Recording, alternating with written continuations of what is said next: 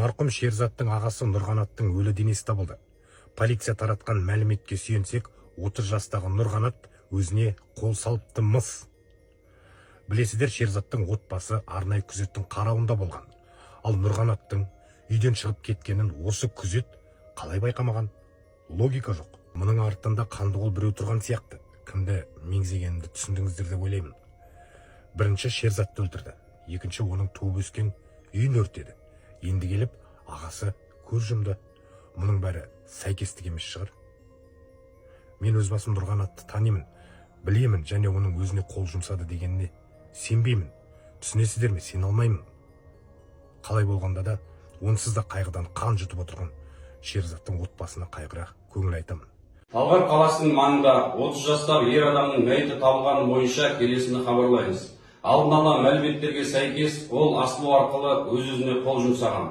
Марқұм ағымдағы жылдың 4 қазанында қайғылы қаза тапқан кәмелетке толмаған Шерзат Полаттың ағасы екені анықталды. Тергеу барысында марқұм туыстарының біріне өзіне өзі қол жұмсау туралы мессенджерде жіберген жазбасы анықталды. Хабарламада ол туысқандарымен қоштасып, жиенінің жанына жерлеуді сұрады. Бұл факті бойынша қылмыстық іс қозғалды. Қазіргі уақытта барлық жағдайларды анықтау үшін тергеу амалдары жүргізілуде. Тергеу мүддесі үшін өзге де ақпарат жария етуге жатпайды. Құрметті азаматтар, тек ресми деректерге сенуіңізді сұраймыз. Және жалған ақпаратты тарату қылмыстық жауапкершілікке дейін әкелуі мүмкін екенін еске саламыз.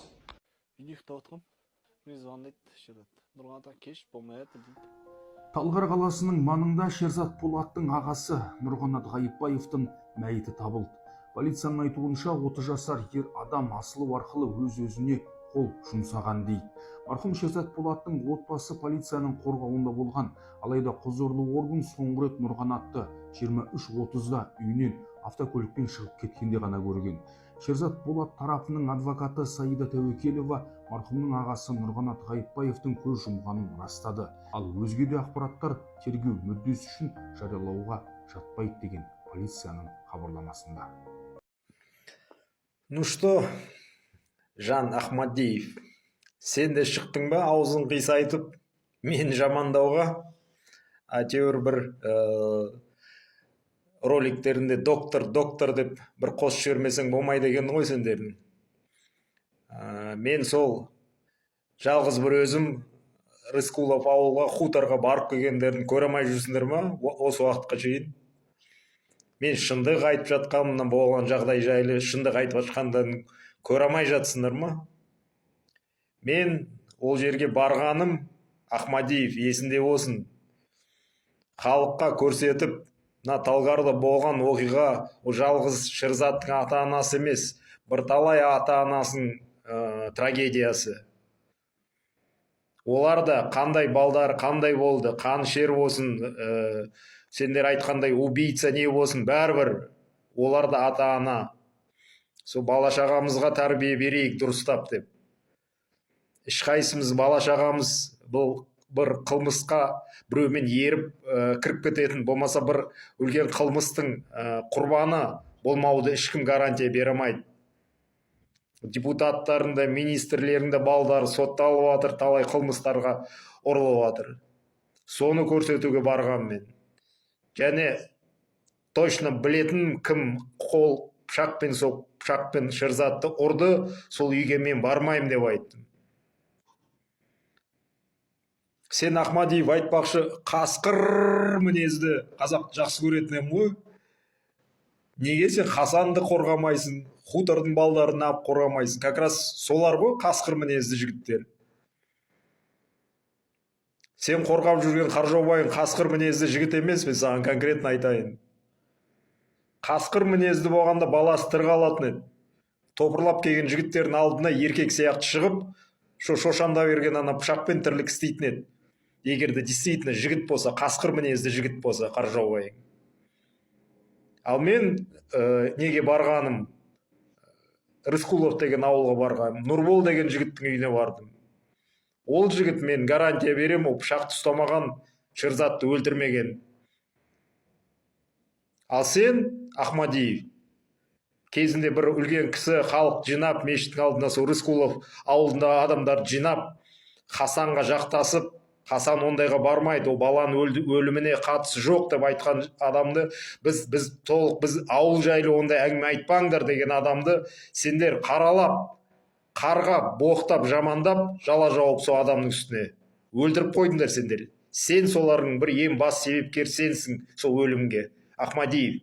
Сен және сенің подписчикім, сен сияқты сауатсыз, миы жоқ, жауапкершілігі жоқ блогерлер. А ол айтқаны қазір Қаржаубайдың 3 адвокаты да мойындап тұр. Шерзаттың өліміне Хасанның ешқандай қатысы жоқ деп официально мойындап тұр. Сол адам айтқан рас болып шықты, а сендер оны өлтіріп қойдыңдар. Жақында қайтыс болды. Сол өлгеніне де сен мазақ қылып, сол подписчиктермен қосылып, сол адамның өлімін де мазақ қылдың сен. Үлкен кісі өліп қалғанын. А өзің сен періштесің ғой, святойсың сен, биографияң тап-таза. О қамшымен кезінде не істеп жүрген, жезөкше типаларды ұрып жүрген бәрі ұмытты деп жүрген шығарсың сен. Позорник.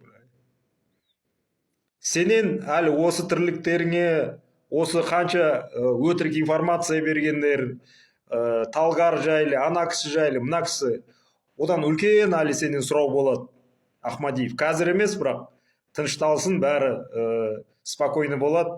1 жыл өтеді, 1,5 жыл өтеді, сол кезде көресің не болады. Ойланып сөйледі бірдеңе сөйлеген кезде, бірақ уже істеп қойдың, айтылған сөз атылған оқ дейді. Так что күтесің ғой, Ахмадиев. Бүгін Қазақстанда тағы да қайғылы оқиға тіркелді. Адам қолынан қаза тапқан Шерзат Полаттың ағасы өлі күйінде табылды. Полицияның айтуы бойынша ағасы өз-өзіне қол жұмсаған, асылған күйі табылған екен. Бірақ бұл жерде тағы да бір шикілік бар. Оның Шерзат Полатты әкесінің ата-анасының көзінше аяусыздай ұрып өлтіріп кетті. 16 жасындағы кішкентай баланы. Одан кейін оның үйін өртеп кетті. Одан кейін оның ағасы табылып отыр. Арада 2 ай салғаннан кейін өлі күйінде табылды. Бұның артында үлкен тағы да бір жасырын шикілік бар. Осыған дейін Шерзат Полаттың үйі отбасы қарауылға алынған болатын.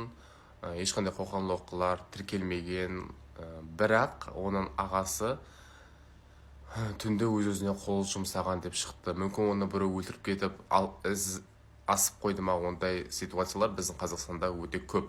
Мысалы, әскерде де дәл сондай өздері ұрып алады да, кейін мойнына жіп асып кетеді. Бұл енді тағы да толық зерттеліп жатыр, күтеміз біз не болатынын, бірақ өте қиын жағдай. Біз қазақ халқы болып, барлығымыз, мен өзім шын жүректен отбасына көңіл айтамын, иманды болсын. Жазалылар тезірек табылып, өз жазасын алуға мен тілеймін.